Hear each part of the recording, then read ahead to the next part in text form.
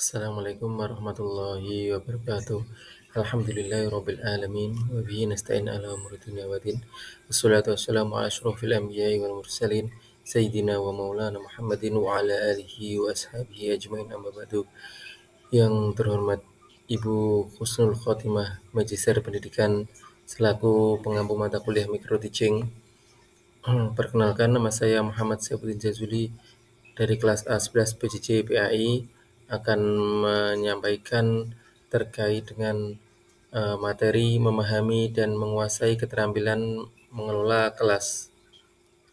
Bahasan pertama yaitu adalah jenis-jenis keterampilan mengelola kelas. Keterampilan mengelola kelas sangat penting untuk menciptakan lingkungan belajar yang kondusif.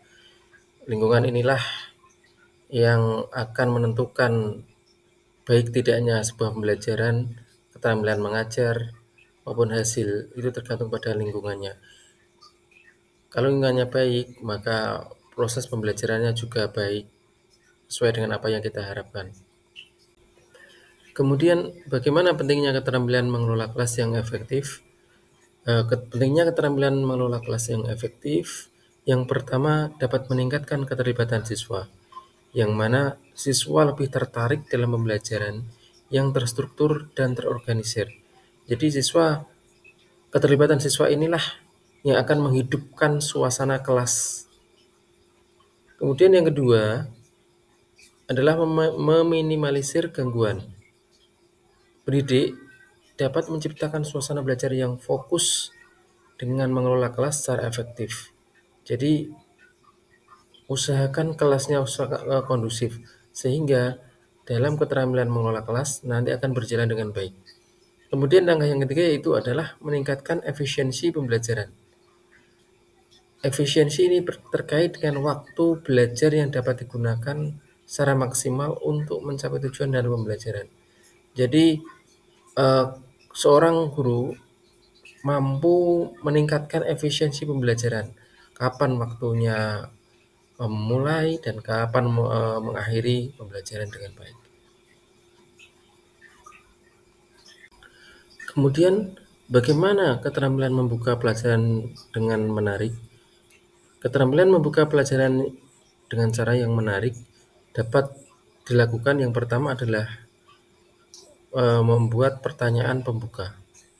Seorang guru dapat mengajukan pertanyaan yang menarik untuk memancing rasa ingin tahu siswa. Jadi, berilah sebuah pertanyaan pembuka supaya untuk memantik rasa ingin tahu siswa, rasa ingin menanggapi ini. Kemudian yang kedua adalah aktivitas menarik, yaitu gunakan permainan, video, atau demonstrasi untuk menarik perhatian siswa. Dalam hal ini, Bapak Ibu Guru bisa melakukan dengan cara membuat role playing atau ice breaking dan lain sebagainya. Kemudian keterampilan membuka pelajaran dengan menarik yang ketiga adalah hubungkan materi dengan kehidupan sehari-hari. Siswa akan lebih tertarik jika mereka bisa memahami relevansinya dalam kehidupan. Kaitkan materi yang disampaikan oleh Bapak Ibu Guru, itu kita kaitkan dalam kehidupan sehari-hari. Bagaimana kita misalkan kita tenggang rasa atau berbuat menghormati orang lain yang sedang beribadah, kita dapat mengaplikasikannya dalam kehidupan sehari-hari. Kemudian, bagaimana teknik mengatur alokasi waktu pembelajaran? Teknik mengatur alokasi waktu dalam pembelajaran dapat dilakukan. Yang pertama adalah dengan membuat rencana pelajaran. Tentukan waktu yang dibutuhkan untuk setiap aktivitas dan berbagai dari bagian pelajaran. Yaitu dalam hal ini guru biasanya sudah membuat rencana pelaksanaan pembelajaran, sudah tertuang di dalamnya. Kemudian yang kedua adalah gunakan jam atau timer, yang mana guru dapat menetapkan batas waktu untuk setiap aktivitas dan pantauan progresnya sesuai dengan rencana pelaksanaan atau tidak. Kemudian yang ketiga adalah berikan waktu istirahat. Siswa perlu istirahat untuk menyerap informasi dan kembali fokus. Jadi untuk refreshing merefresh otak siswa, perlu adanya istirahat. Ini penting sekali. Kemudian yang keempat adalah fleksibel. Fleksibel ini yaitu adalah menyisihkan waktu cadangan untuk mengatasi perubahan yang tidak terduga. Misalkan ada kejadian-kejadian dalam pembelajaran. Nah, inilah yang dapat eh, tidak sesuai dengan pembelajaran. Maka kita harus menyediakan fleksibel, waktu yang fleksibel. Itu.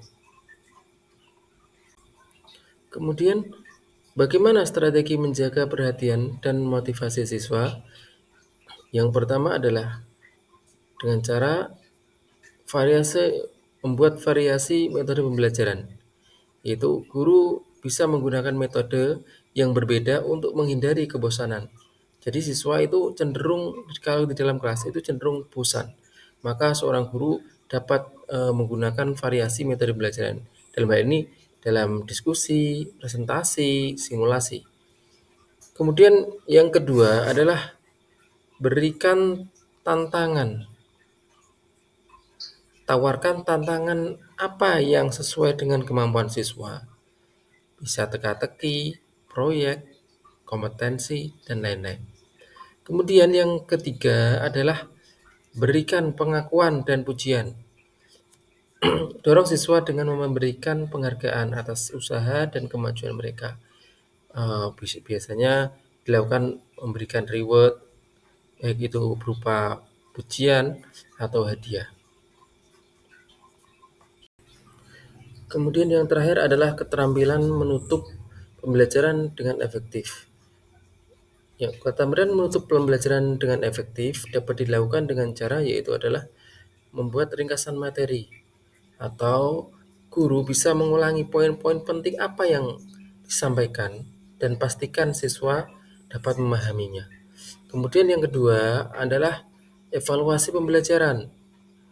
Guru dapat menggunakan pertanyaan baik itu kuis, kemudian atau tugas untuk mengukur pemahaman siswa sejauh mana siswa dapat menyerap informasi atau sejauh mana siswa dapat menyerap materi dalam pembelajaran yang kita ajarkan.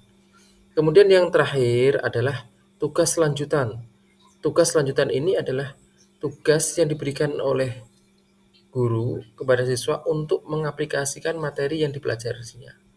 Misalkan materi terkait dengan niat sholat dapat diaplikasikan dalam waktu ketika dia mau melaksanakan sholat. Itu yang perlu saya sampaikan, kurang lebihnya mohon maaf. Wallahumma fiqh. Wassalamualaikum warahmatullahi wabarakatuh.